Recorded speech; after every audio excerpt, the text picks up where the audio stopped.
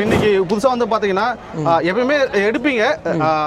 அதை வந்து பாத்தீங்கன்னா இன்னைக்கு ஒரு மாடு எடுத்திருக்கீங்க ஜெர்சில இல்லைங்களா? ஜெர்சில எடுத்திருக்கோம். ஆமா, இது ஜெர்சி வந்து பாத்தீங்கன்னா நிறைய மாடுகள் இருக்கு. அதுல நீங்க செலக்ட் பண்ணி அந்த HF ஈக்குவலா எடுக்கிறீங்க. அந்த ஹைட் வெயிட் அந்த மாதிரி மாடு ஒரே தரத்துல தான் எடுப்போம். தரத்துல குறைஞ்சா நாங்க சைஸ் பார்க்க மாட்டோம். ஜெர்சியா இருந்தாலும் சரி, கிராஸ் பீடா இருந்தாலும் சரி, எல்லாமே HFனா HF தான் அப்படின்ற மாதிரி இருக்கு. அது அதுக்கு ஈக்குவலா டஃப் கொடுக்குற மாதிரி தான் அந்த கிராஸ் பீட் ஒரு அடி கொஞ்சம் பெருசா தான் இருக்கும். அந்த டஃப் கொடுக்குற மாதிரி தான் மாடு செலக்ட் பண்ணிட்டு இருக்கீங்க.